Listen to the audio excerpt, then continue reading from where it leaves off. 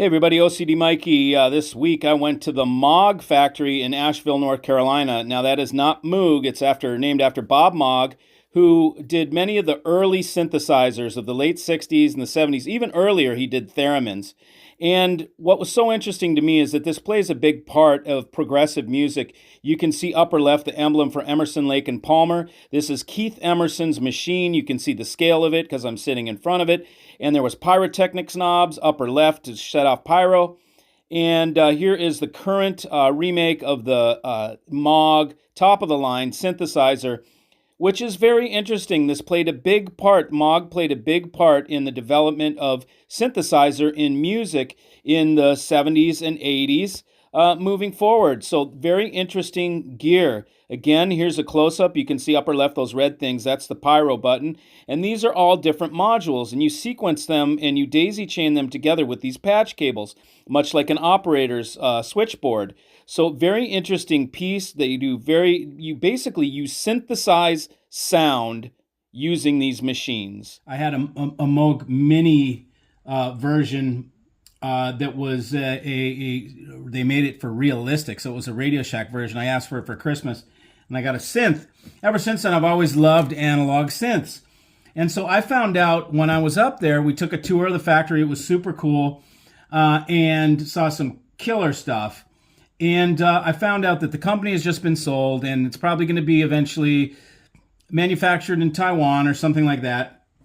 These are still made in the United States. So while I was there, I was like, look, I want something of Moog that's still made in the United States. So I have a piece of Moog history from the U.S. manufactured product, and this is one of them. This is called the Moog Mavis, which is an analog monophonic synthesizer, kind of a cool little module thing. It's a kit, and it's only $300. And what the hell, you get a cool piece of Moog history and made in the United States. So let's open this puppy up and see what's in here.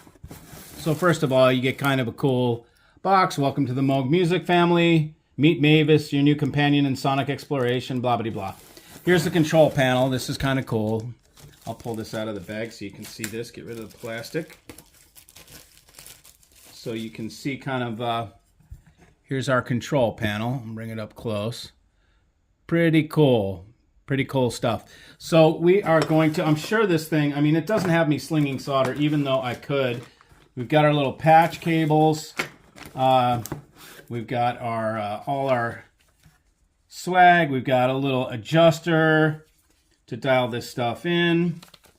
So we could probably customize this or do whatever. Here's the parts. This is probably the PCB. It looks like this is the important stuff. Let's pull that open.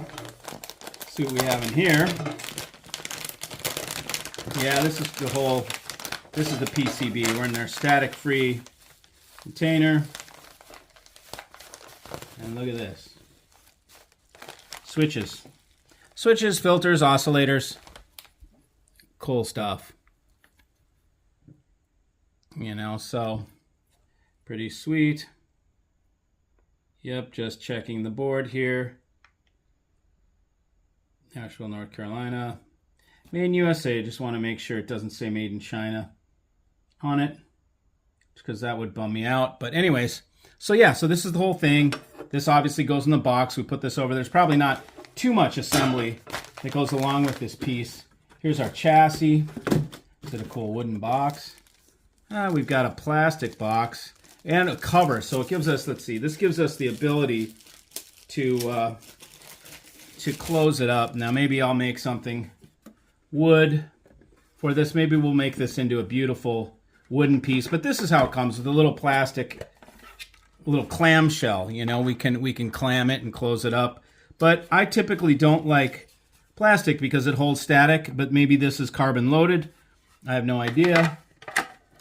But that is our kit. This is not much of a kit. It's pretty simple. All we're going to do is just this basic assembly. So I guess it makes people feel like they're really putting a kit together. But to me, this is this is not a kit. It's an illusion of a kit. Otherwise, we'd be slinging solder. But I don't do surface mount, and this would be very hard to populate at home. But anyways, and then it looks as though we have different templates that can go on top, and then we just set them to the dots, and then it'll give us our buzzsaw, detuned dual square, foldable kick drum, who needs a sequencer, folding bass. So these ought to be kind of cool little covers that we can put on there, and then we can find little cool knobs. I think I'll probably customize this. I'll probably make a nice wood case for this and just make it super cool. Why not? So anyways, that's that. This is pretty cool. I just wanted to show you guys this. This will be the new mini MOOG micro, I guess we could call it. I will let you hear it once I put this thing all together.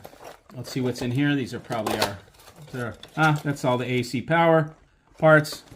So anyways, thanks for joining. Just thought I'd show you this cool little toy, and I'll get this going, and then we will hook it up and listen to it. All right. Thanks for joining. See you.